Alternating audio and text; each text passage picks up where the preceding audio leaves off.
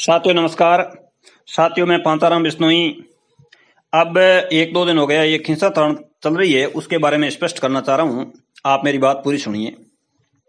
साथियों देखो, अपनी प्रदेश कार्यकारिणी के प्रदेश अध्यक्ष भाई परमजीत जसरापुर ये कह रहे थे कि आप लोग 28 तारीख को महापड़ाव की घोषणा करें। उससे पूर्व इन्होंने जिला जो जितने भी एमएलए हैं उनको घेरने की बात कही। फिर 28 की पड़ाव की घोषणा की और उसके बाद में उसमें परिवर्तन करके इन्होंने कहा अपने क्षेत्र में एमएलए को घेरो। मित्रों, जब एमएलए को इनको लग रहा है कि एमएलए को घेरने की जरूरत है और इनको लग रहा है कि आंदोलन की भी जरूरत थी, तो साथियों आनंद फानंद में अचानक जरूरत खत्म कैसे हो गई, ये एक सोचनीय विषय है, ये एक विचारणीय बिंदु है। आप राजस्थान के तमाम 27,000 लोग समझे। और मैं हमेशा प्रदेश अध्यक्ष भाई परमजीत जसरापुर और रामजी जी पटेल प्रदेश संयोजक इनके साथ में रहा हूं और मैंने इनके बारे में इनका समर्थन भी किया। जहां तक समर्थन किया था, पंचायत सहायकों के हितों में मामला चल रहा था। आज साथियों आप लोगों ने बढ़िया देखा, जयपुर के अंदर जो अभी प्रदेश कार्यकारिणी मुख्यमंत्री से मिले, तो साथियों उसके अंदर तमाम जो कर्मचारी थे और उनका मुख्यमंत्री जी के द्वारा एक स्नेह मिलन समारोह रखा गया था और उसमें तमाम कर्मचारियों को आमंत्रित किया गया था। जबकि अपनी प्रदेश कार्यकारिणी ने राजस्थान के 27,000 लोगों को कहा हमें सीएमआर से फोन के माध्यम से बुलाया गया। साथियों सीएमआर से कभी कॉल नहीं जाता है, कभी कोई रेयर केस होता है तो उस समय संभावना बनती है। साथियों वो एक स्नेह मिलन समारोह था और उसमें अपने साथी जिन्होंने मुख्यमंत्री जी को ज्ञापन दिया था, तो साथियों ज्ञापन तो पिछले समय जो अपने जोधपुर के अंदर है सर्किट हाउस में एक जन सुनवाई थी, तो उस समय हमारे जिला अध्यक्ष भाई तरुणजी चितारा और बाड़मेर जिला अध्यक्ष भाई सांवल सिंह जी राठौड़ इनके द्वारा भी दिया गया था। तो साथियों वो एक ज्ञापन था, जबकि प्रदेश कार्यकारिणी को कोई बुलावा नहीं आया। और साथियों यदि बुलावा आता तो उसमें जो इनके चुनिंदे लोग इस साथ में थे और कोई लोग साथ में क्यों नहीं गया। और पिछली बार जब 75 दिन धरना चला तो केवल 2 व्यक्तियों के द्वारा वार्ता हुई, तो अब उस वार्ता में क्या था क्या नहीं था, आज विद्यार्थी मित्र और पंचायत सहायक अपने आप में ठगा सा महसूस कर रहा है।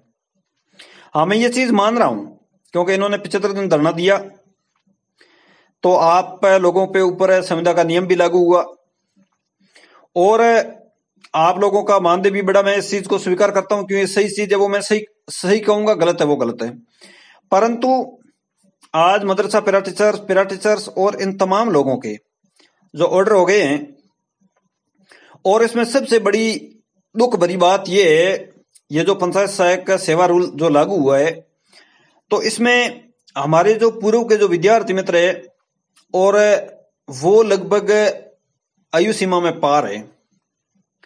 तो साथियों यदि राजस्थान की सरकार अपन परिसर बनाते हैं और पूर्व का अनुभव जुड़ जाता है, तो साथियों पूर्व का जो आपका अनुभव था वो एक शिक्षण का अनुभव था और वो यदि शामिल होता है तो आप इन संविदा कर्मियों के जैसे उस कैडर में आओगे तो आपका शिक्षण का अनुभव भी शामिल होगा और वो लगभग सभी साथियों के 5 साल 9 मास ऐसा अनुभव है।